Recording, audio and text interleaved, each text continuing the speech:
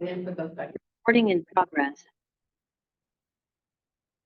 At 7 o'clock, I'd like to call the March Town Board meeting, the April meeting to order. Join me for a salute to the flag.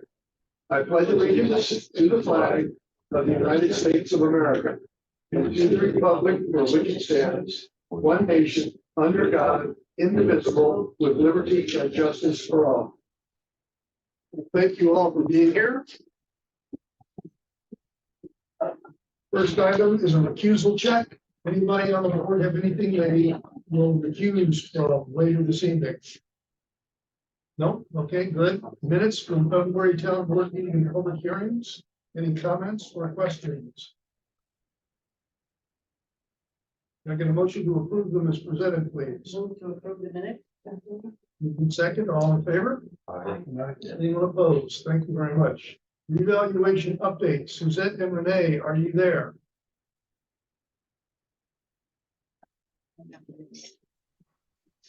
I am. Renee, are you there? I am. I'm trying to get my video going here. Okay. There we are. Okay. I'm here as well. Okay, good. Why don't you? How many people are on Zoom, Michael? There is. Five. Five. Okay. Suzette and Renee, we would appreciate it if you could give us a brief update on where we are with the revaluation and how the discussions are going that Renee is having with individual property owners. And then we will open it up for some questions. You want to go first, Suzette? Sure. Yep. The notices, which are called assessment disclosure notices, they were mailed by March 1st, which was the requirement by New York State. And they were mailed out to every property owner in the town. Those mailings showed the preliminary assessment. They also showed a hypothetical change in taxes.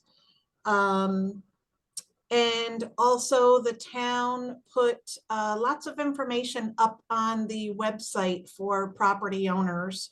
The new preliminary values are up there, with all the inventory data.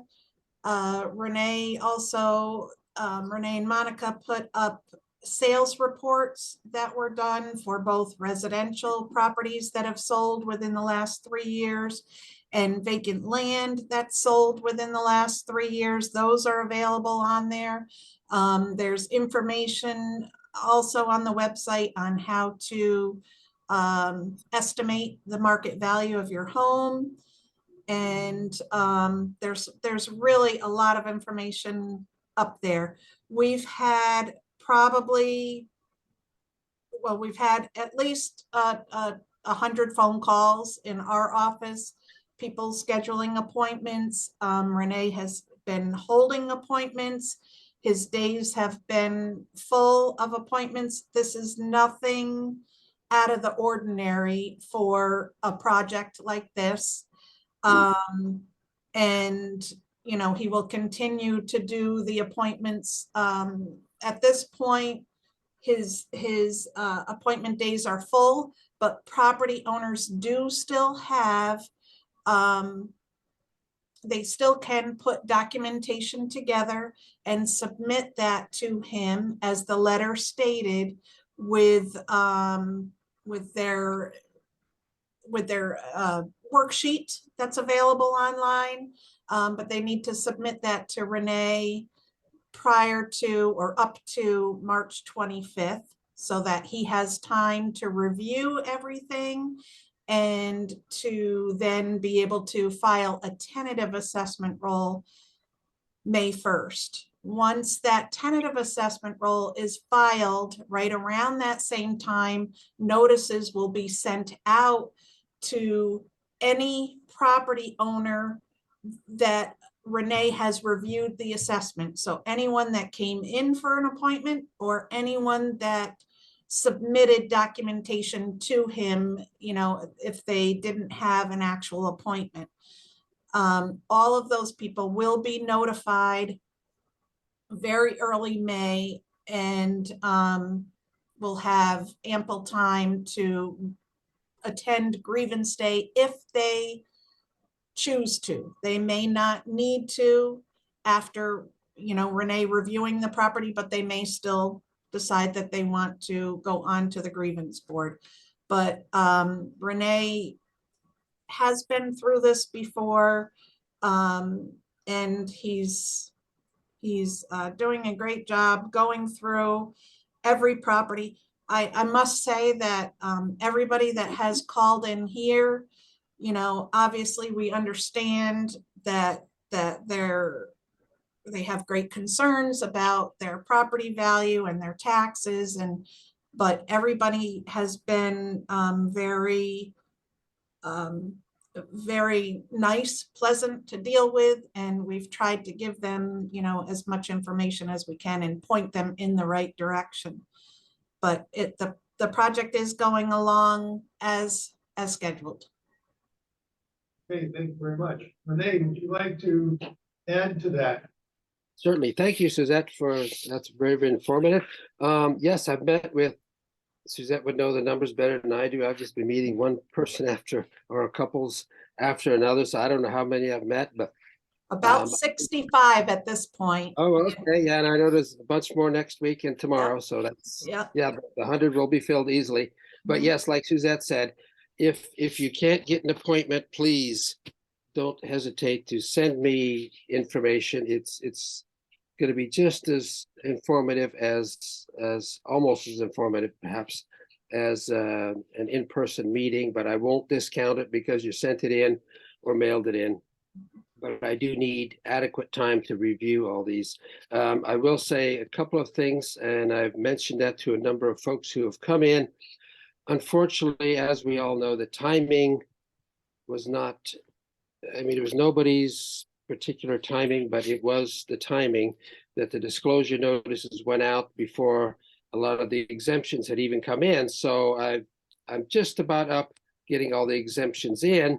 What that does do, though, is does not always reflect the taxable value that would have been on the disclosure notices. Some of them are going to be fine, and Art, as Art can contest to, we've talked about a couple that he's found, and after I looked at them, I said, well, the exemptions weren't in, so that changed the taxable value. It changed particularly the ag exemptions, not so much the others. So there's some difference in values, and unfortunately the timing was so that that couldn't be avoided. But anybody who wants to know that taxable value can certainly see that online very soon. As far as May 1, I am reviewing these and taking everyone very seriously. I have met a number of folks I think have some real honest concerns, and everybody's an honest concern, but I will say that some of them have real issues that I think I can address and help them with, and I will review everyone. So, I don't know what else to say. The process is going forward. I try to be fair, and I would say everyone who's met with me has been very forthcoming and pleasure to meet with. So we'll continue on. Okay, thank you, Renee. Anybody on the board have any questions for Renee or Suzette? I met with Renee. I had the same question I had heard from other constituents. They have questions regarding the tax rate, and maybe, because the taxes are estimated, and people are saying, well, what tax rate is going to be to determine the taxes? But I think, I think the assessed value is one thing. Yes. The taxes are entirely Yeah, another. my understanding is that the tax rate will reflect the amount of town taxes expected to be raised, which will be flat as we normally do it, divided by the new assessed value. So just using hypothetical numbers, if the assessed value of the total town doubles, the tax rate will be cut in half. Now, I don't think that we're gonna double, but we might go up by 75% or so, which means the tax rate will come down from 227, which is what it is now, to probably in the what, Renee, 160, 170 range. I mean, somebody can do the arithmetic, but Yeah. the tax rate will come down to reflect the new aggregate assessed taxable value. You will not pay taxes next year using the $2.27 rate. It will be much lower based on the aggregate value of all the properties. And that's per thousand. Yes. Is that about right, Renee and Suzette? Yes, I think Yes. that's a good interpretation, Art. Yes, absolutely. Yep, for both, for all taxes, so town, county, and school, they'll all be recalculated using the town's new taxable assessed value. And one of the reasons we can't be more specific at this point is that the total town value is moving around. It's moving around, probably getting smaller as Renee reviews requests for adjustments. These requests are not requesting that the values be increased. They're basically case for why they should be decreased, which means the total assessed value will be less than the last number I heard from Suzette, which is what, about 540 million was the last number? I don't have that written down, but it sounds about right, but I'm That's about honestly, right, Art. Yep. yeah, This is, again, macro numbers. This year, before the reval, the total of Ankrum was assessed at about $314 million. The number we're at now is $540 million, which is an increase of a substantial amount, but the tax rate will drop proportionately. And what will happen is folks who don't go up as much as the average will see a reduction in taxes. Folks who go up more than the average will see an increase in taxes, but we're not going to know what those numbers are until we get the final roll, which will be after the Board of Assessment Review meeting and the filing on July 1st, right? correct. Well, and even beyond that, it also goes to July 1st, which is the final roll, because we still have grievance to go through in May, which may make some changes as well. It'd be nice if we were precise, but there's just a lot of moving parts still. I will, go ahead. So are you saying that the numbers that we received on the notices that we got are not necessarily going to stay that way? That's why they're estimated and they're hypothetical, because you take Ankrum's value at that point in time and you calculate hypothetical tax rates based on that new preliminary value. But that, as Art said, that value will continue to change as Renee meets with property owners and makes some adjustments, and as exemptions are finished up being recalculated. So yes, those values are changed, and that's why they're very hypothetical. You know, it's just an estimate, and but yes, it's continuing to change. I know that. Not the final number. I I think a hope. lot of people in the greater public think this is what I'm gonna have to pay. But. Yep. Okay. It's difficult to explain. It is, and it's a very complicated thing. Unfortunately, we have to do it this way because this is the way that state says you have to do it. And you start with coming up with estimated values for 1,200 properties done by an outside expert firm. They create a model. They basically put a bunch of factors in the model. They come out with 1,200 different valuations, and some of them look pretty reasonable and some of them don't. And I think all of us who are hearing from residents about the ones that don't look reasonable are going into the facts and saying, you know, this might be right, this might be way off base. And Renee has the authority to make any changes to these valuations that he feels are justified, which is really the good news. Renee can fix these problems if they are in fact problems. So we'll work our way. These numbers, translate to the county and the school tax. Correct. The same mill rate. Well, the mill rate for the county and the mill rate for the school district are gonna be different. They charge a different amount. The county this year is about $5.50, and the school district, depending on which one you're in, is $10 or $15.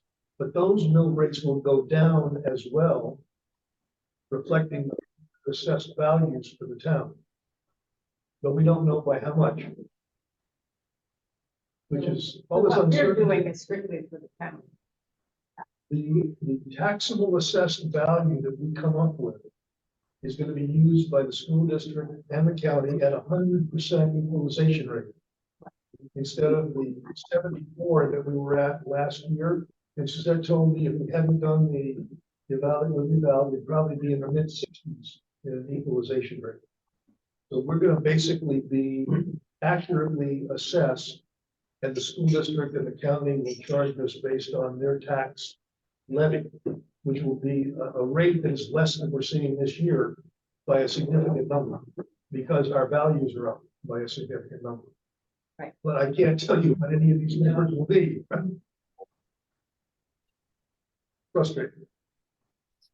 Any other questions from the board? Any questions from members of our audience here? A mind-numbing subject, I guess, huh? So, any questions from anybody on Zoom? No? Nope, No questions? nope, no hands. Okay. Suzette and Renee, thank you very much. Renee, thank you for your patience and your ability to solve problems. I will say that everybody that I've seen coming out of your office has been smiling. And when I ask them why they are looking so pleased, they smile and say, well, I just had an appraisal done recently and Renee says it's good. So if you have information that helps Renee, help you, bring it in. Renee and Suzette, thank you. Please do, please do. Please do. Thank you.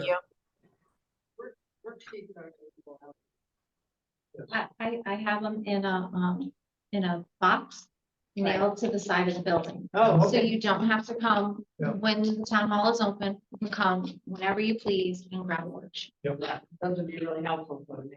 Yep. Good.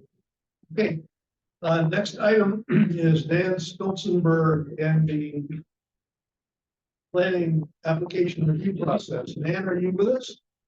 Am. Okay, welcome. Thank you for being here. The board has seen your proposal that we asked for last month. So what I'd like to do is just ask the board if they have any questions for you about the proposal. And depending on where that takes us, we'll have you spend maybe a couple of minutes outlining how you plan to proceed and how you are going to get various people involved. So we have the right people working with you on sorting all this stuff out. So let me start by asking if the board members have any questions about Nan's proposal to do this simplification and review of the planning process. So you're gonna be working with a committee of sorts on the. Well, I think the committee will be members of the various committees. Right. Jay and Ed and Joe Crocco and Steve Aleja and others that Nan feels should be involved in the discussion, I'm sure. Nan, and let me not presume anything, are you planning to organize a little work group to work with?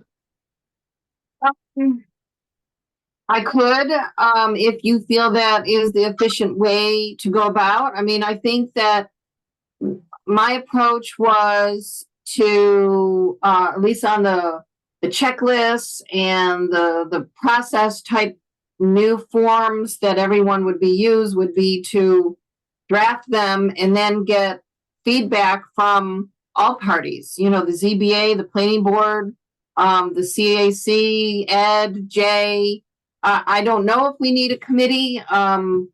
If the board would like a committee, we could certainly do that, but I guess I was just thinking of when they're ready, that everybody would look at them and offer input, and then we would finalize the forms based on all of that. But so I guess, to be honest, I hadn't really, for that part of the project, I hadn't really thought that there would be another committee. I know Jay has talked about a committee, but I'm not. I guess that's up for discussion and see how the board feels about that.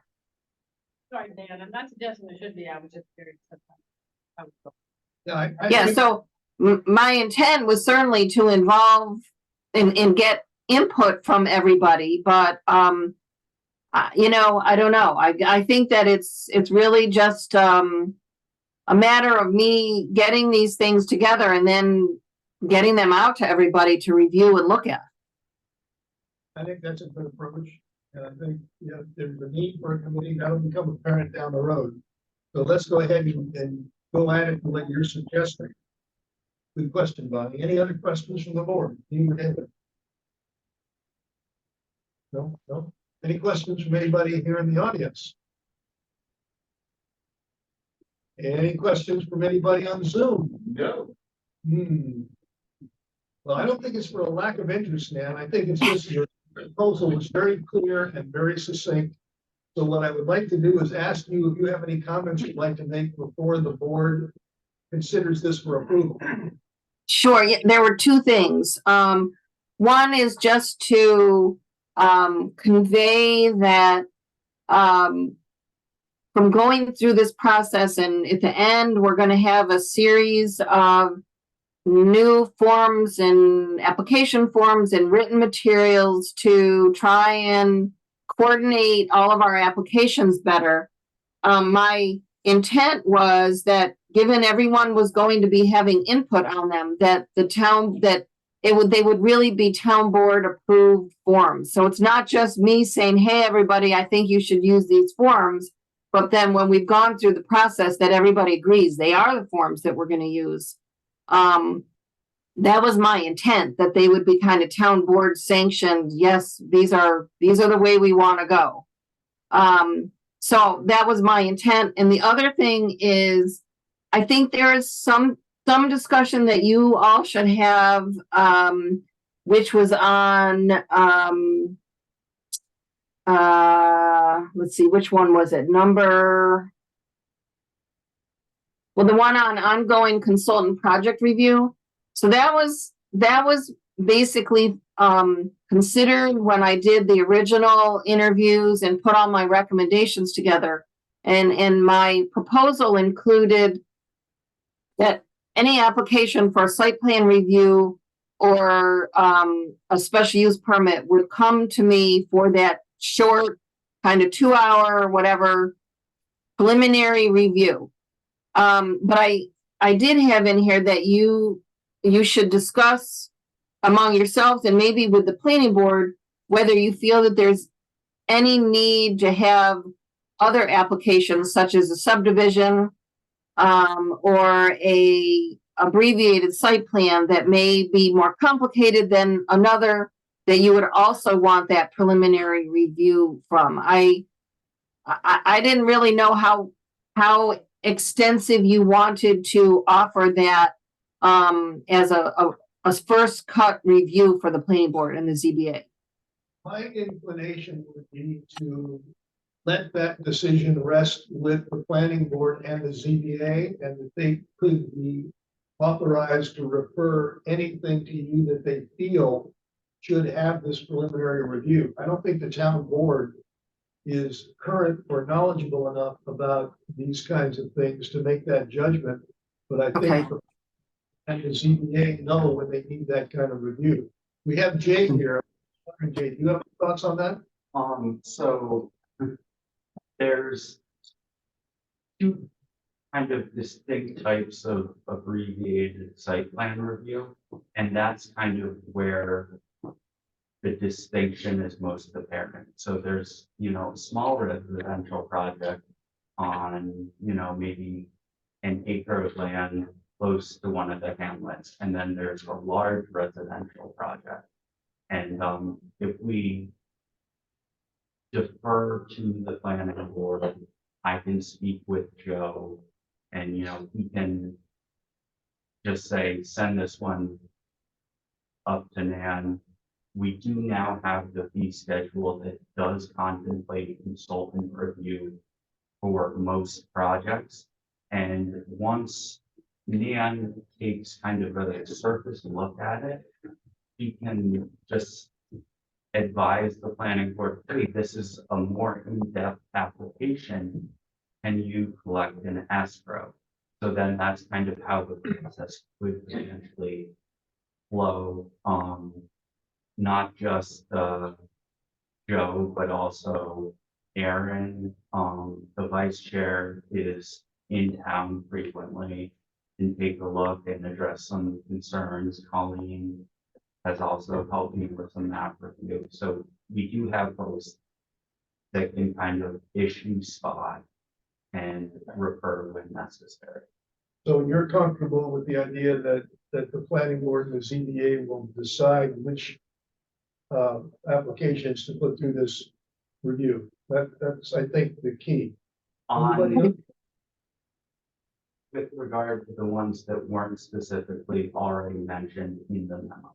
Correct. So like all special use permits, all commercial site plans, all. Anything that the boards want to have reviewed for whatever reason, I think we should support that idea. Does the board have any problems with that approach? Not at all. You? No? Yeah. Great idea. Okay, so that's what we'll do. Okay. So, anyone else have anything else before we consider Nan's proposal for approval? If not, can I get a motion to approve Nan's proposal as presented, please? I will move.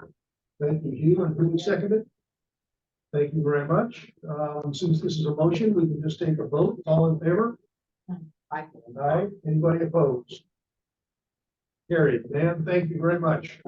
All right, you're welcome. I will get that on my to-do list. And should we invite you back next month for an update or give you more than a month's time? Let's keep that on the agenda. It'll keep it at the top of my to-do list.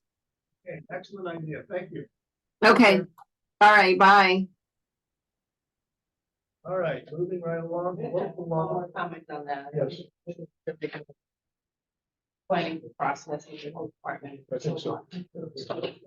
Changes that needed to be happening Yep, I agree. for a long time. Okay, local law number 2. Mr. Clark, would you like to take us through this, please? Local law number 2, originally local law number 1 of 2023, is, as we have talked before, the law that establishes a temporary moratorium, a timeout, if you will, on certain applications, those related to hospitality-related uses that are specified in the proposed law for building permits, ASPR, site plan approvals, and special use permits. Going through the resolution, we are well aware of the history of this, that it started as local law number 1. It establishes the temporary moratorium. It has been deemed through legal review and NAM's review to be an appropriate mechanism for addressing long-range community planning and zoning objectives, those particularly articulated in the comp plan. It is consistent with New York State court cases that hold moratoria to be lawful as determined by John Lyons, and there are 5 elements of that. It notes that the town updated its 2010 comprehensive plan in 2019, thereby setting forth the vision for the future out to 2030, and that in accordance with that blueprint, this moratorium will give us time to take a look at certain uses and make sure that they are compatible with the comp plan. It is also sustaining the general purpose of protecting the public health, safety, and welfare, which is a requirement of New York State law. for implementing and using the time provided by the moratorium, the town board has assigned the zoning revision committee the task of conducting the review of the zoning law and looking at potential updates. This is a type 2 action under the State Environmental Quality Review Act, which means that the secret does not apply to the adoption of moratorium. We do not therefore need a determination of significance in accordance with secret.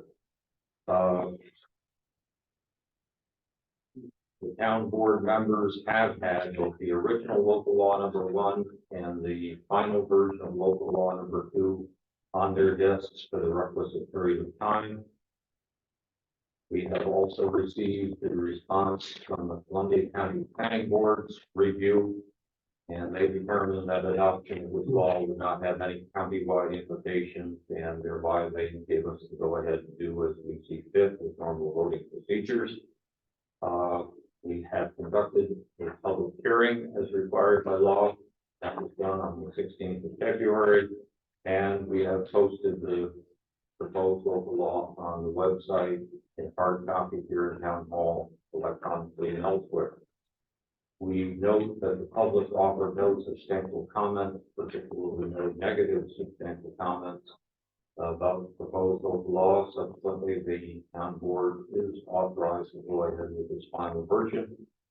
So therefore, I would resolve and call the town board's attention to the recommendation that the town board adopt local law number 2 of 2023, that we direct the town clerk to inform the Columbia County Planning Board of this decision, that we direct the town clerk to file the local law as adopted by the joint board with the New York State Department of State, that we enter this law into the minutes of this meeting and publish an abstract in the official newspaper of the town. I would note that Nan is preparing that abstract as we speak, and that we ask the town clerk to maintain a file in her office as well, and all the things there too.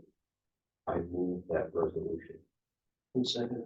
Moved and seconded. Any questions or comments from anybody on the board? Any questions or comments from any members of the audience?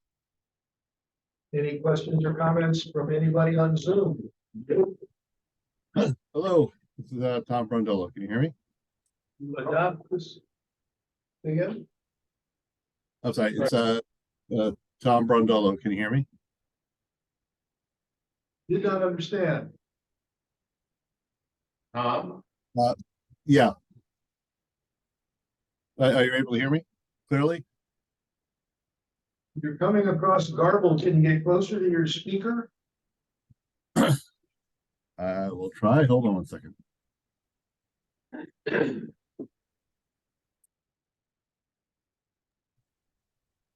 Go ahead, say something. Yeah. I'm just going over and switching. All right, is this better? Yes. Okay, it's just a very quick question.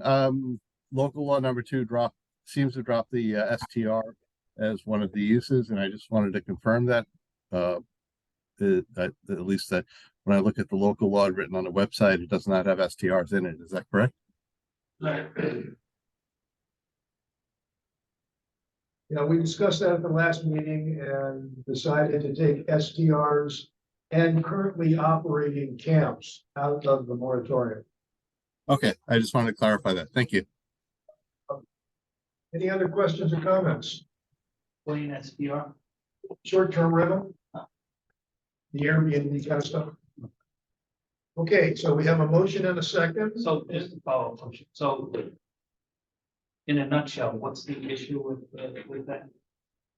In the first version of the local law, STRs were included as part of the moratorium.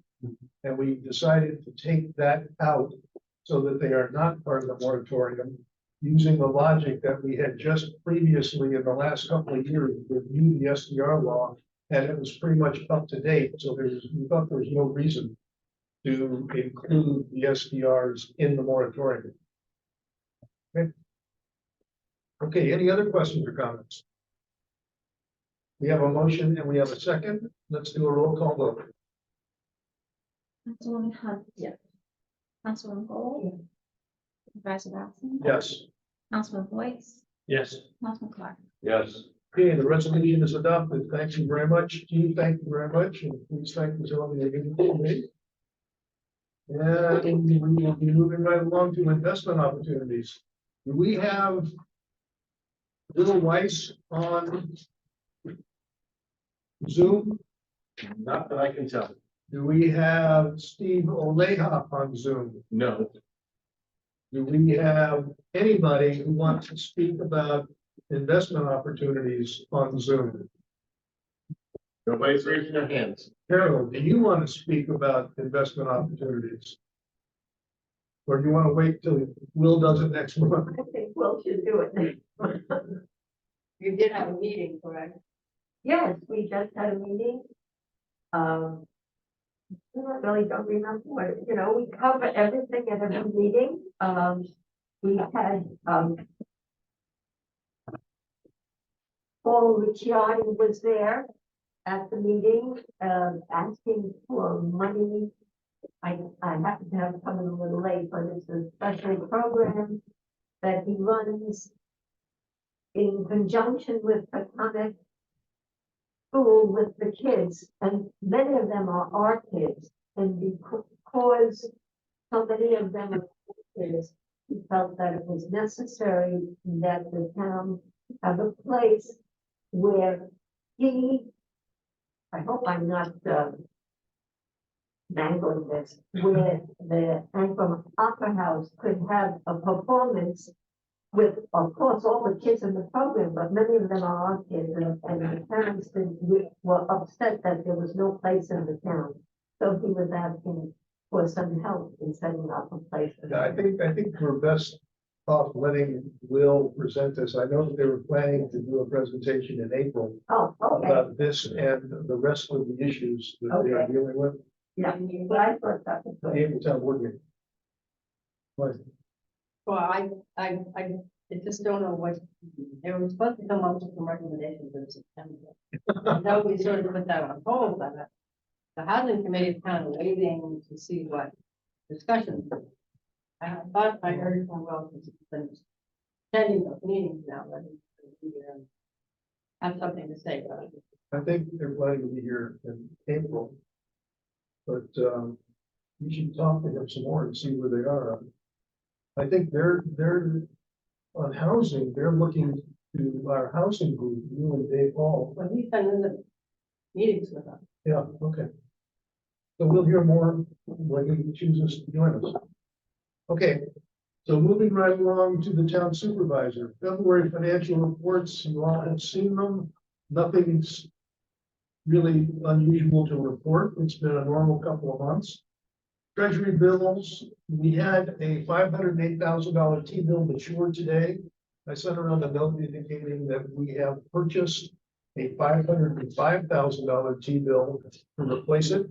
What's mature in 3 months, that is earning us 4.58%, which is about $5,700. So the T-bill program, while we have not yet decided how to spend our extra money, we're basically earning money on the money. And as long as things continue the way they are with interest rates, for the short end, 3-month T-bills at 4.5, 4.6, we're likely to make $50,000 or $60,000 off of this over the course of the next 6 months. So we will have an extra amount of money in 2023. We also have received a contract from the sheriff's office for the environmental, but the enhanced enforcement patrols. These are the deputies hanging out in the center of Ankrum and Anklemdale. There's a contract that basically we sign that allows them to assign their deputies when they are available to places that we recommend and that they support, which is primarily the center of Ankrum and the center of Anklemdale. They can't commit to how many, but we've asked that they cover us from Memorial Day to Labor Day like they did last year. The cost of the deputy is probably around $55 to $60 an hour. The minimum shift is 4 hours. If they do 2 days a week for the entire 12 weeks of the summer, it's likely to cost us between $12,000 and $20,000. The question is whether we want to do this at all, given that we have 2 radar signs going into each one of these communities. And we might not need the enhanced patrols. On the other hand, for $12,000 to $20,000, having extra patrols when they're available is not a bad thing. Thoughts from members of the board? I don't know about anybody else, but I've been seeing state police and deputy sheriffs every day, all around town. I mean, I can tell, I was just down in the last couple of days in the middle of the snowstorm. Yeah. I mean, there were guys sitting at the firehouse and they were around, I mean, to the point where letting them in to use the bathrooms and, drink water and stuff, but I mean, the day of the snowstorm, they were all over, I mean, which is good, there were a lot of things going on, but I mean, I see them in town a lot. Yep. As it is, and So- we're not paying extra for those. Right. So are you suggesting we don't sign up for this? It's up to you guys, but as I said, I see them all the time. Is it a requirement that we sign up now and we do so at a later point to change our minds or the need occurs? If we don't sign up now, we may not get a chance to sign up later, but I can certainly ask. Well, they can dedicate their time elsewhere, is what that would be. I mean, I understand that. I've been seeing them around a lot too, and I do think the signs have made a huge difference. It feels like me, it certainly altered my behavior. Anytime, I kind of think we don't need to do it again. Because don't they have issues finding enough people anyway, and. Yes. They're short staffed, and if we ask for 2 days every weekend over the summer, we may get 1 day every other weekend. But that's gonna be, less cost. So, Amy, what do you think? I'm a little torn. I don't think anything we can do to improve the safety on the road is important. They have been effective. Right? Is Ruth still here? Yeah. Ruth, what's been the court's experience with these enhanced patrols? It just gives us a little bit more business, a little bit more job security, if we don't do 10 tickets with the EEP, we do 15 tickets in a quarter. Unfortunately, the district attorney office has changed their process in prosecuting traffic tickets where they will not let a personal appearance anymore. Everything's done via mail or via email. So if you go through the EEP, it probably won't even affect us. And they usually get reduced down to a parking ticket where the town gets the whole $150 fine. So you could get enough tickets and enough reductions down to cover your $6,000 to $12,000 in ticket revenues. Does it tend to be automobiles or trucks that are Cars, yeah? New York State Police have a DOT department, and they're really the only ones who stop it unless there is a grave, huge violation. So how much does the town make from those tickets now? If they're went down, Well, if anything in what we call the 1200 series, which is 1201A, which is parking on the pavement, 1225, which is talking on your cell phone or using your cell phone while you're driving. And the other one is 1215, which is not a fictitious thing, but it's a little bit higher up than a parking ticket is opening the door into traffic. But we get the whole fine in the 1200 series. which is how much? Usually $150.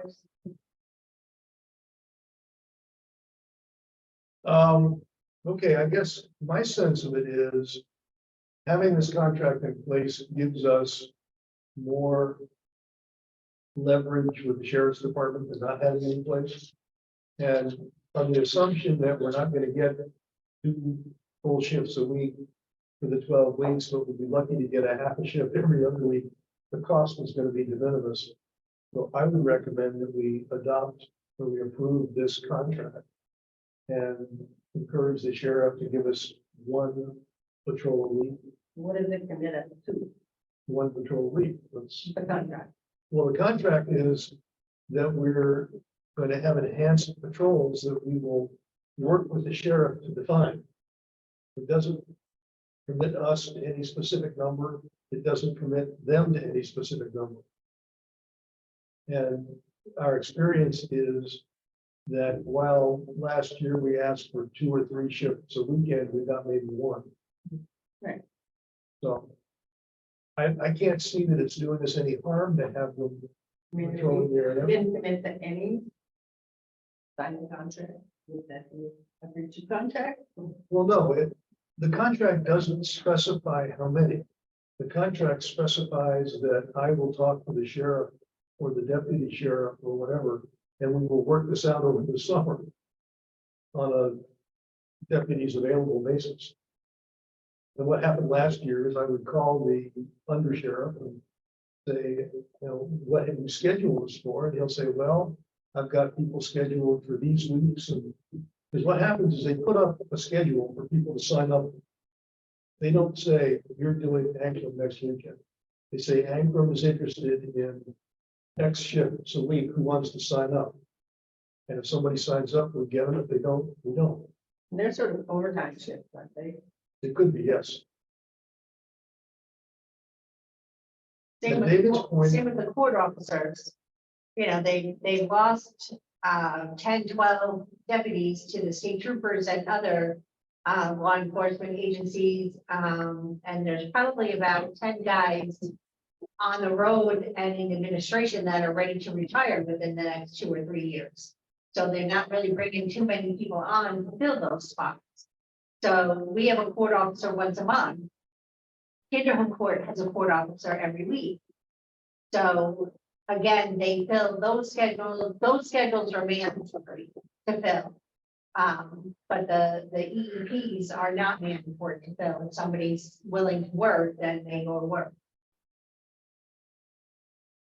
David's point is we're getting plenty of coverage now. My point is that's good. And if we sign up for some more coverage, that can't hurt. Basically, we only pay for what we actually get. Correct. And at any point during the summer, we can tell them to stop. So that's part of the deal too.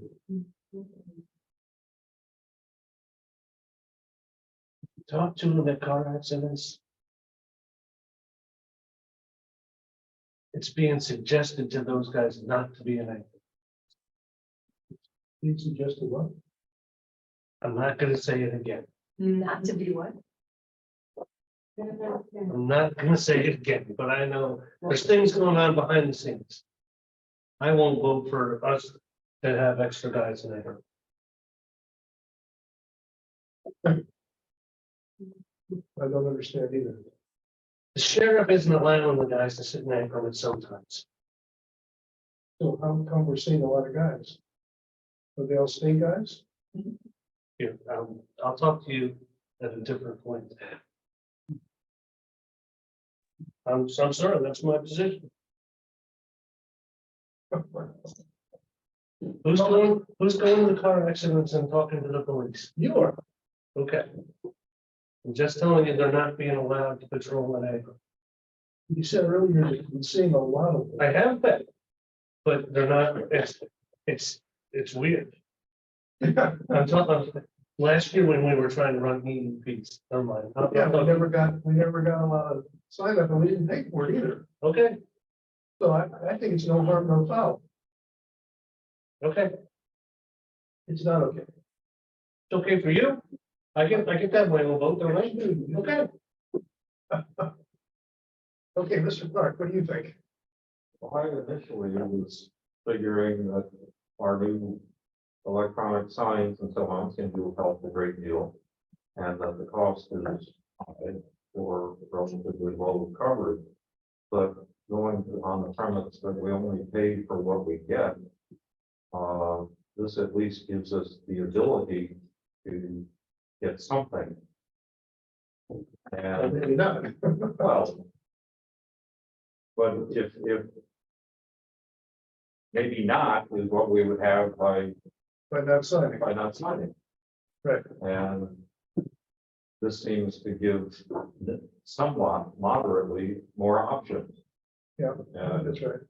I'm not hung up heavily in either direction with just the fact that it seems to give us a little more latitude. I'm interested in what David has cryptically to say, but it's too cryptic for me to decide. Okay. To decide tonight. We should decide tonight. They wanted us to decide last month, but we didn't get this on the agenda at the time, because you forgot. Right. What about Amy? What do you think? I'm in favor of the less I know more about what David is, referring to, and, you know. So, move that, I'm in favor of it. Okay. One last point, we can cancel the contract at our behest, right? Yes. Okay. So at any time, if we sign, go for this contract, at any time we can say, never mind, forget it. Yes. But if David is right, we're not gonna have to worry about it, because we're not gonna be controlling that anyway, because they don't have the staff. Well, didn't have that last year either. Right. Okay, Monica, let's do a roll call vote. There's a question before you do the vote. Yes, sir. So the manpower, they're short of manpower. Yes. And what maybe David was saying, if I'm reading between the lines, with any accuracy, is that if they're not willing to patrol the roads, maybe they're trying to create job opportunities by having Ancrum hire them because they're not patrolling regularly. And another thing is, you said some of them might go overtime. Well, right. If these are basically side jobs and they're not employees, why would Ancrum be paying overtime? When, these guys are signing up voluntarily to do what are extra shifts. but Yes. Not on Ancrum payroll. No, they're not on our payroll. They're on the sheriff's payroll. Well, shouldn't there be a rate that is, doesn't reflect overtime because they're asking for extra work? Well, the way it works with the union, as I understand it, is the deputies are paid a 40-hour week or whatever. And if they work on an overtime shift for a town as part of this program, they get paid overtime. But we pay that. Yeah. So we are paying. Yes. And you're saying we shouldn't. If you want the program, you pay the overtime. That's the deal. That's the deal. Do you get to pick what are the most effective times for? We can request when we want the patrols, but that doesn't guarantee we're gonna get it. The only way to get what you're talking about is to hire your own patrolman, which I don't think we want to do. Seeing Ancrum patrol cars. There's Ancrum PD. No, there's no Ancrum PD. There's an Ancrum fire company that has very efficient looking vehicles. They're not red. They're not red, no. Okay. They're white. But if you're not getting cops on their own time, you're only getting them on your time when you request, then you're always paying overtime to have a cop here to have not getting them on the regular time. But they don't come here anyway. I'm just, Well, the enhancement. there are things going on. I know guys are not allowed in Ancrum because they said they can't get a hold of them in Ancrum. They won't allow, they don't want sheriff's patrols in Ancrum because the radios don't work well enough and they can't get a hold of them on the cell phone in a lot of locations. I've been told that straight out from sheriffs. Deputies that are on scene. They said, we don't want you spending time in Ancrum because we can't even believe we don't know where you are and what you're doing. The radio don't work? What? The radio don't work? I've been chief for 35 years. I've complained about radio and communications in Ancrum for 35 years. If you talk to our 911 administrator, there are no problems. there are problems. Telling you every day. We need a cell tower. You know that I've sat here at town board meetings and my pager goes off. I said, well, I've got to go, I've got to call, and everybody says, we didn't hear anything. You know, you couldn't hear anything they said. I said, I know, but I've got to, I know it's a call, and just, I don't know where it is or what it is. And then you have to adjust. It's happened, I talk to them quite frequently, Well, those things are going on. As I understand it, because of radio and cell problems, we're not getting a lot of sheriff patrols in Angle. And maybe for other reasons. But you're seeing a lot of police cars in Angle. Seen a lot lately, and quite honestly, seeing a lot of state troopers. Okay, state troopers are good. Which as I said, one thing that could be, we're all talking about traffic being better and things, it could be wintertime right now. It could be there are less people on the roadways. I understand those things, but I think there are other issues at foot as well. That I understand, but I guess what I'm saying is if we sign this contract and we don't get a whole lot of support anyway, there's no harm, no foul. We might get a little bit more support than we're getting now. I guess what I'm saying is I won't vote for it. Okay, that's good. That's what I've been saying. That's okay. All right, let's bring this to closure. Would somebody like to make a motion? There's somebody on Zoom that would like to say something. Okay, good.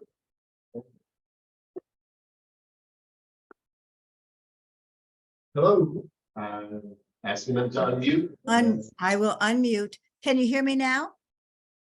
Yes, we can hear you. We Okay. can't- And so I'd like to go back to the initial discussion about entering into a contract with the police. And if you don't know what the contract is going to say or what they're going to agree to, why should we even be signing a contract? Why don't we agree to what they're going to do and when they're going to do it and how many hours, and then sign a contract if we know what both parties are going to be entering into? I think that signing a contract when you don't even know what's involved is very irresponsible. That's a very good point, but this is the way the sheriff operates these enhanced patrols, not just for our town, but for the other 18 towns that may want to do business with the sheriff for an enhanced patrol. And the reason they do it this way is because they can't guarantee that they can put people in Ankrum on specific days and at specific times, because it's on a kind of availability of deputy sheriffs. So all we can do is sign up for the program and then work with the sheriff's department to schedule verbally. Basically, you talk to these guys like every week or every other week, and they basically advise us when they can provide deputies to come to Ankrum. And if we don't like that, we just don't sign the contract. But that's the way this program works. And my point is, by signing the contract, we have a chance of getting more sheriff's patrols for the weekends we're interested over the summer than if we don't sign the contract. Because if we don't sign the contract, we just get state police who are hanging around. We won't get any sheriff's patrols, presumably. We'll get some state police patrols, but we won't have any call on deputies for busy weekends like Friday nights and Sunday nights, which is what we normally have had in the last few years. But you're right. Then what you're talking about is an agreement. Don't call it a contract. We're making a commitment to them if we call it a contract. Call it something else. Well, it's their contract. We don't have the right to change it. This is the way the county operates. Why not? Because this is a standard county contract for this kind of thing. Well, that sounds like since we've always done it this way, we're going to continue doing it. Let's go forward and think about a better way of doing this. If you can come up with, please let me know. Well, I mean, this isn't my job. You're the supervisor and this is the board. Let's start asking questions like this to make sure that everything is done the best way, not just the way we've always done it. You know, when I hear that, you know, I really get upset. Okay, understood. And your name is? I'm Libby McKee. Libby, hi. Yes, hi. Good evening. Okay. Let's get back to David, is this radio issue the same issue that's impacting the 911 call? What do you mean impacting the 911 calls? That 911 call, depending on where they're originated within the town? Well, that's what you're talking about. One of the biggest problems for 911 is virtually all the calls anymore come from this. Yeah. So if say I'm well, even where your house is or anywhere, say in Ancrumdale, up on top of the hill somewhere, and I use this, it may bounce off of a tower in Dutchess County. When it bounces off of a tower in Dutchess County, it goes to Poughkeepsie 911. It doesn't go to Columbia County 911. So then they have to take some time to discern where you are because they're getting it from another county. So cell phones have created a real problem for 911 because it's harder to get your location. That's one of the bigger problems. The biggest problem for communications per se in Columbia County is just the rolling hills of our county. You know, you go other places. For example, we have radios that have multiple command frequencies and multiple fireground frequencies. Fireground frequencies run on a really low power. And so that not everybody, like if I'm running on a fireground frequency, guys in the northern end of the county aren't bothered by me. In Copake, because it's so flat, those guys can talk on fireground and talk to each other in the whole department and have no problem communicating. In Ancrum, if you were say at the little store and somebody's at the paper mill or even right here, you couldn't talk to them because it just doesn't. The town's not flat, and so we can never communicate. It's very difficult to run traffic situations when there's a car accident. There's a lot of different things involved, and our radio communications are extremely difficult. And there's a lot of days you can't hear it just because of weather or whatever. There are not. It's a situation that we could talk about for hours and hours if not here. One other thing about the cops, which I think is pretty amazing, and part of it, if we have an EEP and we've got the guy paid, is paid to sit for his 4 hours, let's say, right here in the center of Ancrum or in the center of Ancrumdale, and there's a call in Copake, they pull and they take the closest car and that guy goes there.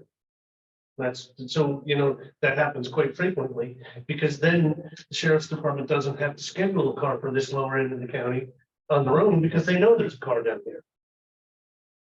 There's a lot of things about this system that really don't benefit us. And as I said, you don't plan to have your cars in Ancrum when they're on regular time. You plan your cars to have them in Ancrum when they're overtime because we're paid, we're not them. And you don't get them when you want it anyhow because there aren't guys available the days you really want it. It's kind of a rigged game all the way around. But you can vote however you want. Okay, any other comments? So we have one more comment from. Yeah, Tom. at best. Yes, go ahead, Tom. Okay, can you hear me better this time? Barely, get closer. Okay, all right, I'm not sure what's going on my microphone. All right, so in my experience, the working with these type of contracts you're using is that we would normally call these interagency agreements or memorandums of understanding. And I'm just wondering if the sheriff is using the term contract, or is that just something that got picked up on there? And maybe it's better to try to look at it in one of those two areas, because they generally, those memorandums of understanding or interagency agreements usually give you a little more flexibility than the term of firm contract. But that's all. Okay, thank you. Using the word contract. Yeah. Okay. So, anything else? No, that's it. Okay. So, I would like to make a motion that we approve the proposed contract with the sheriff's department, notwithstanding all of the problems and issues. Is there a second? Amy, thank you. Let's do a roll call vote, Monica. Councilman Clark, Yes. Councilman Boyce, No. Supervisor Basson, Yes. My feeling is I think we can spend our money a better way. That there are a lot of problems with this contract and I think what we have been doing is working, so no. Okay. So we have 3-2. The motion is approved. And I will sign the contract and we will go forward and see what happens. Thank you very much. Next item is the tobacco-free policy and posters. I circulated something that was very colorful, which you probably all remember. And the question I have is, yes, do we want to install these signs at the pool and the town playgrounds? Second question is, do we want to adopt one of these expanded policies that cover not just non-smoking, but no marijuana and no vaping? We have a sign now. Yes, We have a no smoking sign. tobacco-free zone, and we did it about 10 years ago. Yeah, I think it no longer applies. We have them here, we have them at the pool, we have them at the lake. Well, it does apply because according to the law, any place that no smoking is, that smoking is not allowed, marijuana is not allowed, and hemp is not allowed. So Vaping. vaping is not allowed, no. No, I just think tobacco is no longer.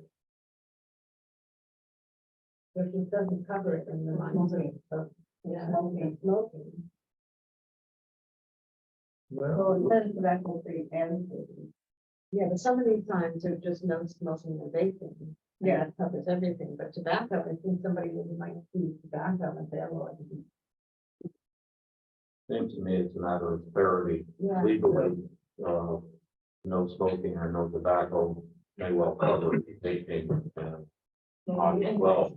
However, on the customer side of things, they may not well understand that, and I think that clarity is better than obscurity. I agree, and a couple of these are okay, as far as I can tell. okay. Yeah. I think the one out here has a dinosaur on it. And it says, young lungs at play, tobacco-free zone. There was 3 different ones. We didn't pick them. They were what was sent to them. Yeah. Well, this park is tobacco free, no smoking or vaping, village of Coxsackie. It's park rules. What do you think? I was gonna be wild, he said, why would you put that up? No smoking in Kentucky. If, yeah, that's fine. So anyway, the question is, do we want to pick a couple of these signs and install them around our favorite places? That would be playground. Playground, town pool, In the park. in the park. And when we did it last time, we passed the resolution. To make us a tobacco-free. But that's why we were being invited to breakfast all the time. Right. So that resolution is still okay, we just pick a different sign, right? But that resolution, the tobacco-free zone, it didn't say no smoking, no vaping, no marijuana. Right. That's That's what it does. I think that's the best one to put at the pool. I don't know, if you can put up a no marijuana, no vaping sign, if you only have a tobacco-free resolution. Right? Covered. No, swimming when lifeguards not on duty. You know, it's got a bunch of things. I think that's Yeah, this is the, yeah, that's the one, that's a good one. Yeah. Okay, so we need a resolution, Monica, that, Well, it's just because the last one was for a tobacco-free zone, and if we're going to, I mean, I'm not you guys, but if you're gonna put up signs that says no marijuana, no vaping, and our resolution's old, it says tobacco, but it doesn't say vaping and marijuana. all right, can let say me, you let put me signs up on propose, the let me sign. propose this, there are some sample resolutions here that are way too long, let me come up I'm with saying I don't something. do any of them, so it's not gonna affect Let me me. come up with something for the town board to consider next month, we have plenty of time before spring really springs. Yeah, but I think it's.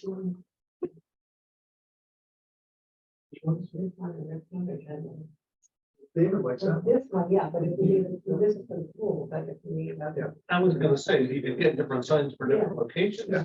But I thought that one sign was especially good for park and pool area. Especially, as I said, because it denotes no swimming or lifeguards not on duty. That's one thing we always do. So this would be, that would be one for the, This is the one for the pool, this one is. that for the park. Yeah, but I just think it's, I think we should say instead of tobacco, it's health.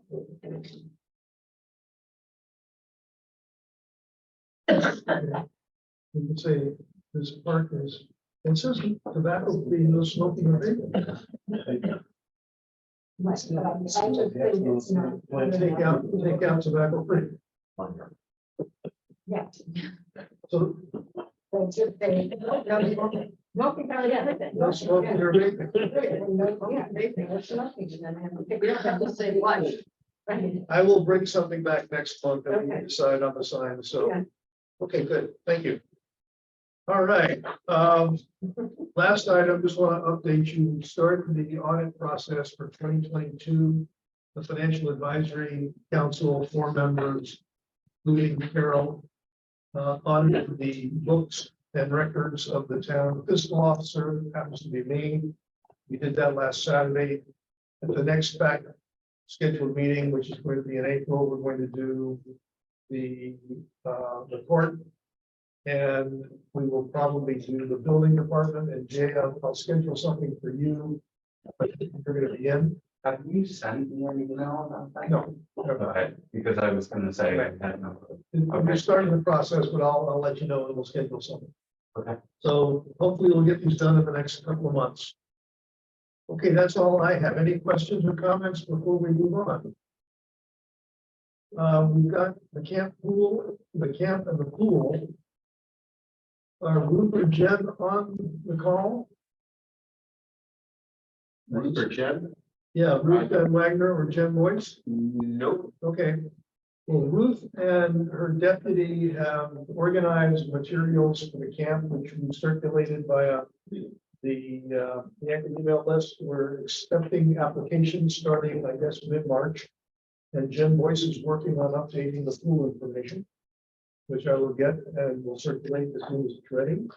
We're fortunate, we've got all the lifeguards coming back this year, so that's not an issue. Good. I know there's gonna be a CPR, first aid, AED course at the firehouse in April for all of the guards to recert. Okay. We're gonna open it up to other people if anybody wants them. That's it. And stuff like that. Good. So as soon as Jen's got that stuff figured out, she will send it to me. I think the April one is full for the guards and stuff, and we're gonna hold a couple of them at different times during the year. Okay. Thank you very much. Town board member comments. David, anything? I've said enough. You wanted a preliminary report for the pool? Oh, yes, thank you, Ruth. I mean, the other group. Yes. Just confusing you with the groups. Okay. Get up, sorry. Can I do it from here? Is that okay? Yep. I do have to. Jay, can you give me like a huge favor? Will you pass this down out to the town board member? Okay, so we had our first meeting. Our task is to evaluate the antiquated playground equipment that is located at Glassfield by the town swimming pool. The equipment located at the pool consists of the following: an A-frame swing set that seats 4, a metal slide, and a semicircle monkey bar unit. We're looking to replace that with an A-frame swing that seats 6, making 1 seat ADA compliant and 1 seat a baby swing. Thank you. Playground grouping referred to as Made in the Shade, which is very similar to a couple of the units that are out here at the town hall. Consists of slides, stairs, and climbable equipment suited for kids 2 to 12 years inclusive, and a monkey bar unit that has a slide and 2 more swings. We went through a couple of websites that actually the best one was Monkey Around, that had The price is listed, the A-frame swings, $31.85. To change the 2 seats to $200. The playground grouping made in the shade was $18,998, and the monkey bar unit was $13.90 for a rough total of $23,773. So this price does not include disassembling of the old equipment, site work to put in the new equipment, and building the new equipment. The committee asked the town board if the highway crew is going to prepare the site for the playground. It would be nice if we could do a community build like we did with the playground at the town hall.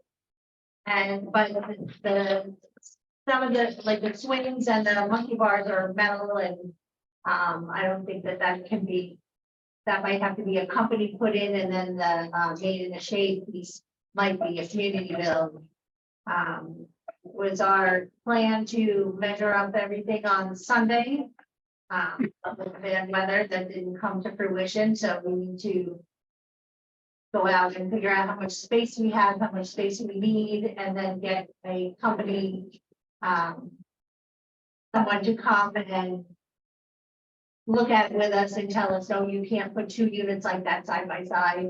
We did that with the playground out here, which worked out really well. We ended up using more space, but at least it was safer for the kids. They weren't going to swing into each other, or somebody coming down a slide on the other side and having somebody come down with them, jump off the swing on top of them. So Space is gonna be your main problem. Isn't it? I'm sorry. Gonna be what? Space is gonna be the big Yeah. fly in the ointment. So, that's why we might have to go with more stationary things that don't swing and don't have a, Right. They should move someone back. one need to side. be on either side. So, Septic systems. And you can't go there. You can't drill. Okay, Ruth, does this estimate of costs exclude the assumption that if a company builds it, it's gonna cost more? probably, And if the highway doesn't do the site work, it's gonna cost more? Correct. If the highway, can you guys do the site work? Yeah, as long as, get some lead time if somebody doesn't want it done yesterday. oh, yeah. Okay. Yeah. All right, let's plan on the highway doing that. Community build versus company build, I would be inclined to do company build, Okay, because it's a safety thing. Done right. Yeah, no liability. okay. Okay, and the budget, we don't have a budget, but I think the budget is gonna be whatever you need. Okay, So that'll be something we can approve once you have a hard number. okay, And we can send out we'll send out a letter, but you guys have figured out what you're doing. Send out a letter and ask for donation. That's Okay. something that always works. Yeah. And then the celebration's a great idea. unfortunately, we don't have Pastor Perky around anymore to bless our playground equipment. We, I think we did that with the other. Yeah, we had a new one. We had a big barbecue, and Pastor Perky came and took a little bunch of each of the kids, and they blessed all the playground and made sure that it wasn't gonna hurt the kids and stuff. So it was it was a neat thing that he did with all the kids. Yep. So I see Robin will do that. Okay, so this is a good progress report. Please thank the other members of your committee. Okay. And then we'll put you on the agenda again for next month. Could we do 2 months, which way we can like firm up the budget a little bit? Or firm up? Say that again? 2 months. 2 months. 2 months makes it May. Yeah, Let's keep it short, get anything done. It's Yeah. gonna be a gear up. When is this gonna happen? I don't know. We just started, I don't know. Last 2 weeks of June. Yeah, No, I'm serious. That's when it should be. There's Yeah. gotta be, If we want it for this summer's program, it's gotta be before July 1st, because that's when we start. all right, put us Yeah, on for you next down month. there after that. And it should be the first 2 weeks of June is when it really should Yeah. be. Or, will this playground be open just only when the team there, or is this like this one here? For use? It's not gonna be in a fence. I think it's gonna be a full-time thing, just like. Well, this one's really nice out here. Well, and the stuff that's down there is available all the time, but quite honestly, I'm surprised how much I do see people on those swings for whatever Yeah, reason. no, it gets used a lot. Those swings aren't really appealing, but they're still on. Down on this project. Okay, thank you very much. Thank you.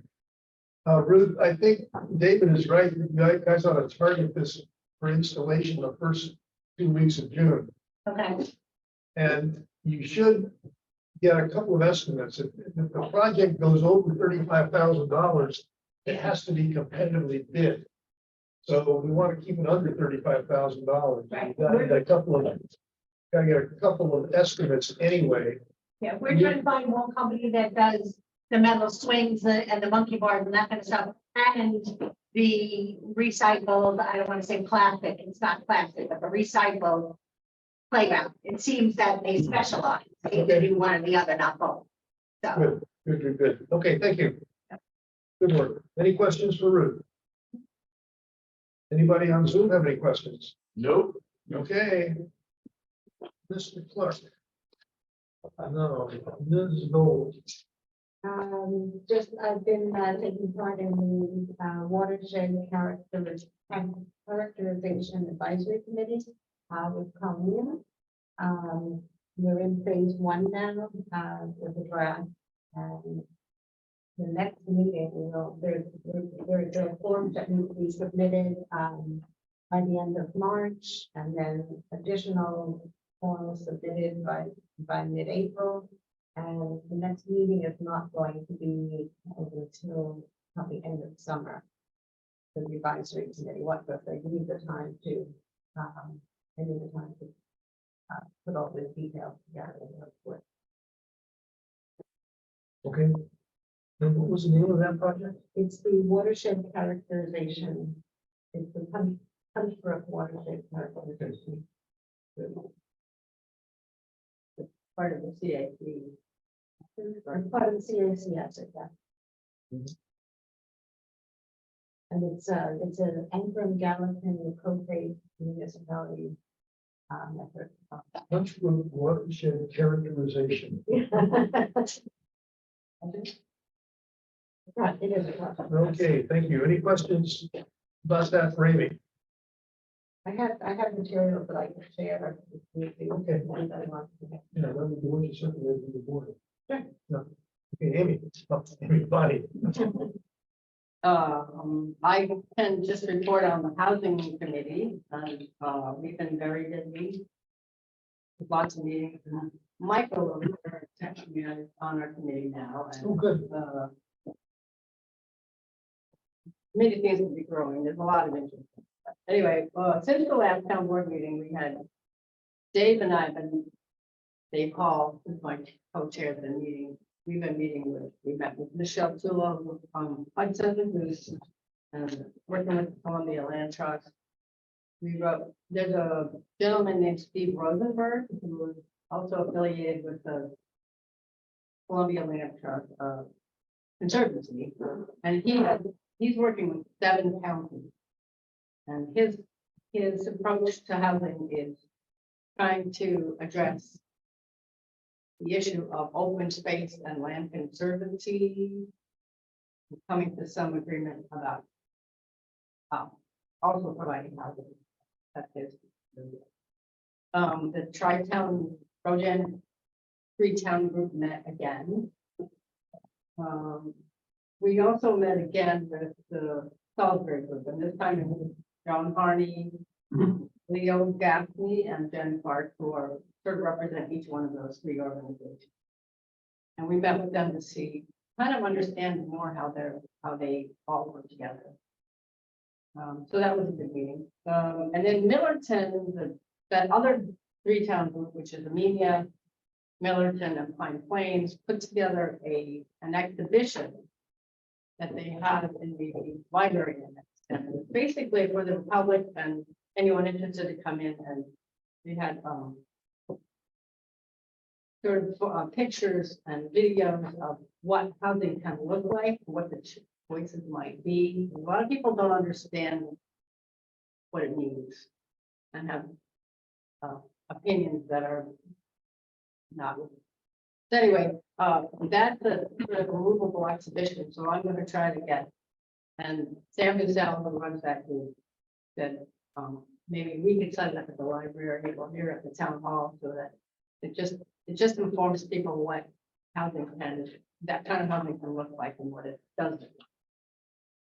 So I'm gonna try to figure that out, kind of like find a date to probably bring it to the road meeting so that everybody, we can maybe do it at the Rogella and get a bigger audience than get here at 10 o'clock. I don't think we have another meeting of the tri-town for a while. The more we meet with people and talk, have a better understanding of what we as a town can do. You want to join that meeting, right? Did you participate in the last meeting? I had problems with getting audio through Zoom. And then I got called for a trio of lawyers then. Is that where you went? But we're gonna try to set up another meeting with you, David, and try to kind of stuff that. But Nancy Stoltenberg has also put together, I didn't bring it with me, but this whole toolkit of how towns, municipalities, and how we can adapt our zoning, how we can approach. He's just a great job, but anyway, I get that arranged, so that's. Okay, that's it. Any questions for Bonnie on housing? All right. Town highway, Jim. Well, I think as everybody knows, winter finally decided to make an appearance here the last couple of days. We got through it pretty well. We had 3:30 in the morning. Thank you. I don't know who did it, but I saw the truck go by at that time. Yeah, we were out. Yeah. I was up at 2 o'clock that morning when the guys came in at 3, we got out there. They were on my road. We're going around cleaning up. There was a lot of broken tree limbs and stuff. Low hangers that we've been going around the last couple days trying to get them put away. I think we pretty well got them. Been hauling in sand, stockpiling road materials when we get a chance. Our whistle's actually out of gravel until we start making more, so. Out of gravel. Everybody, mild winter, everybody had the same idea as I was. You don't get our stockpiles. They ran out. Well, how many do you have now? I've got approximately close to 1,000 tons in the end of gravel. How many years worth is that? No, I could blow that away in a week. Oh, okay. So, and I got about half of my steel and stone in stock.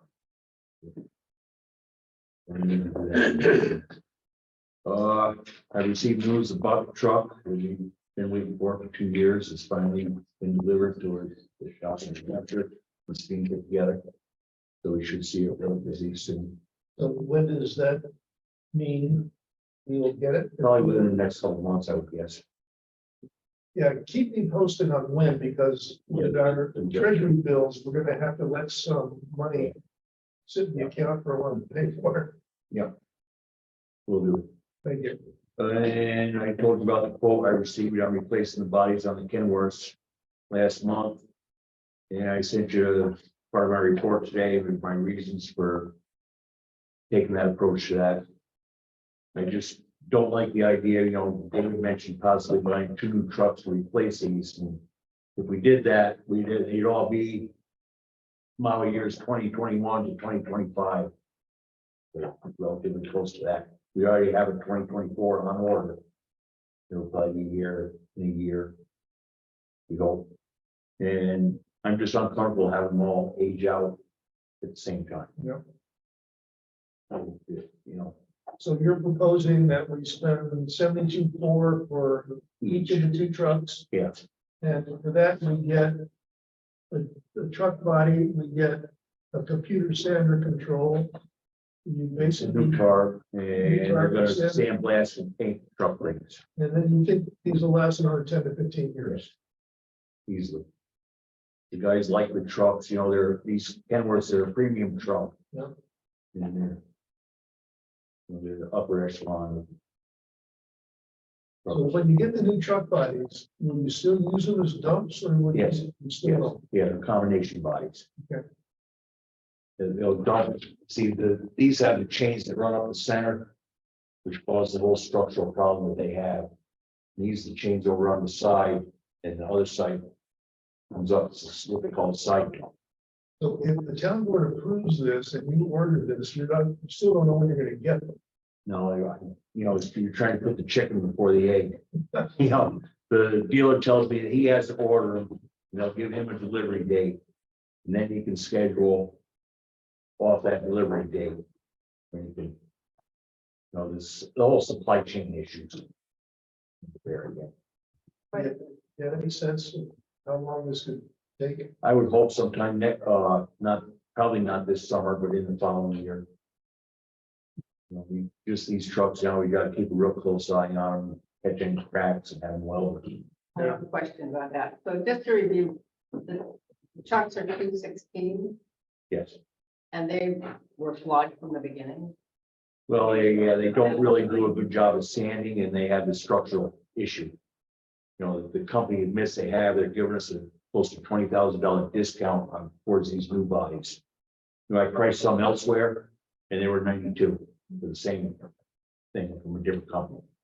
So they recognize, they're trying to make it right with, they're 8 years old, so they're not definitely off warranty. So. Yeah. Do I recall that there's a computer in there somewhere that? Yeah, computer controlled sanders that have been shown to save up to 40% on sand and salt. And that's a good thing. The 72,000 includes not just the truck body, but the computer controls, the sandblasting. Yes. The moving of the fuel tanks. Yep. Would you be doing those things if you didn't have the truck body problem?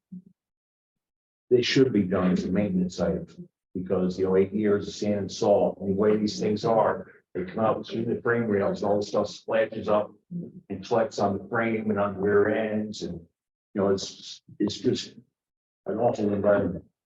It's something different to do with the older trucks occasionally. Yep. Halfway through their lifespan, and you should get close to that. Okay. Thoughts, questions? Comments? I think it's a good idea. if We can make the truck last that much longer. At the same time- We have, we can spend lots of money elsewhere. Yeah. I like the 40% saving of sand and salt, but that's real. Yeah. Just for instance, we did this last storm, we did 5 rounds. And our salt shed was nearly full, and now it's maybe 25% Yeah. left in it. It's getting down there. We used a lot of material. So if you have this 40%, that means all of your trucks will have the 40% or just? No, there'll still be one without. They will when the new one arrives. They'll all be equipped that way. So how much do you save the year after? You got like a $50,000. I had it figured out. I wrote your email about it. You got $50,000. When you start multiplying it times 4, it's quite a bit. I'm just looking at your total budget for. No, like $50,000. Yeah. You think you're gonna save 40% of that number? No. You never, No, yeah, no, you it's just sand. you never know what it'll be. May snow, you may have 30 feet of snow, you may have nothing. You can't know you'll say. No, I'm just saying, if the budget is $50,000 and we spend $50,000 now. We spend some of that money on other things too, like plow blades and so forth. Not just sand and salt. It's not all sand and salt. It's not all strictly sand and salt. Just for the fun of it, could you figure out how much you're gonna save this in? I did it one time. I'll have to go back to my emails and find it for you. Okay, sounds good. Other questions or comments? Amy, Bonnie? I think I came up with a number of it's about, would have been about $2,000 on this last storm, my life savings, sand and salt. Okay, you, any questions or comments? How long are these numbers good for? In terms of the dealer? I don't know exactly very long. Well, I think so. Yeah, you shouldn't see it. He's pretty good to work with the guy that did it. David, thoughts? That's how we want to go, on this end, I would, that's fine. Anybody in the audience? Jim, you know about it, what do you think? I know we're gonna need truck from the, big money for a new truck. It's a. But not with this guy for Sanders on the other, but it's a good idea for him to do their brains, get that done, and that man's out there, get that old truck done, that's gonna get you the rest of that down there, bro. That's definitely. Thank you. Any other questions or comments? Anybody on Zoom have any questions or comments? No, we just have 4 more things here. That was the big thing, but. No, you want us to I make a consider this for approval? Sure. Okay, can I get a motion to authorize Jim to order the 2 upgrades for these 2 2016 Kenworth trucks at a total cost of $72,400 each, Times 2. Times 2. $144,800. I make the motion. Thank you, David. Is there a second? Second. Thank you, Hugh. All in favor? Fine. Anybody opposed? Motion carried. Okay, Jim, go ahead. Thank you. And I just want to remind you, we're going to be hosting the rabies clinic April Fool's Day for the garage. And I got one. dogs and cats. And I'd like permission to Parents. bear too. Okay. And to attend highway school in early June. Okay, do we have to approve that or? Yes. We already done that. We do. Okay, so we'll do that when we approve the other schools. So we've got about 3 of them. Okay, Good, thank you. thank you. Okay. Now, we're tax collector, Monica. Taxes have slowed down. I'll be sending out second notices April 1st to those who haven't paid. April Fool's Day. I've been working primarily the past few weeks with Renee with the reval meetings. He's, in my opinion, doing excellent. I know I'm biased on that because we work closely together, but he's doing really well with it. I will be going to my town clerk conference as long as you all okay it, although I've already paid to go. At the end of April, they have a great slate of classes to pick from. I'm almost want to take more than what I have time to take. And it's in Syracuse, and I'm going to drive there on my own.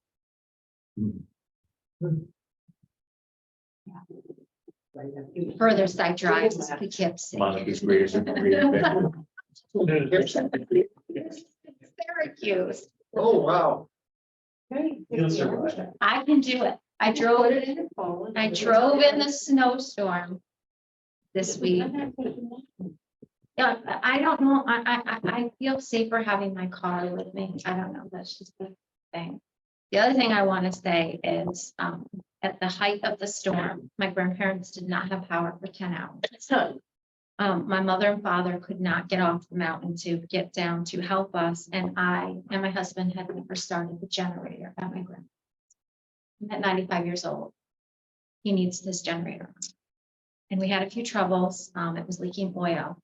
And thankfully, on their downtime, 2 of Jim's highway crew came up and helped. My brother-in-law stopped, Jim stopped. And it was just nice knowing that I could go down to the town barn, use the bathroom, and be able to have somebody who knew something that I couldn't do to come up. And I just want to say thank you. I don't think people realize that, you know, they do this for a lot of people. And it gave my grandmother the most excitement to watch it out her windows than she's had in years. But, you know, it does make a difference. No, it wasn't me. I came upon it. Okay. I think it was, So it was, my brother-in-law got there, and then Jim, I followed from the town barn, Murphy. And then Avery, Jim Murphy, Avery stopped at one point and started it, but he's required because he's a grandchild. Jim stopped. It just, you know, when you're in that pinch and you have somebody that elderly and they have to have heat and, you know, and you can't get something to work and it's frustrating and, you know, it's nice to know that there's something you. yeah, we all had to take time out and go into our generators that afternoon at home. Oh, one other thing, I'd like to thank Jim Stickle for, he gave me some hamburger over the weekend and we made good use of it. Thank you. Well, That's it. Okay, Monica, thank you very much. Any questions for Monica? Okay, we're down to the point where we have no budget adjustments considered, so we are going to approve the warrant and pay the bills. Can I get a motion, please? Second, I'm sorry, you didn't finish all the resolution. You've got, the resolutions are next, oh. after the budget adjustment. Okay. Sorry, they're in a different spot than when they normally are.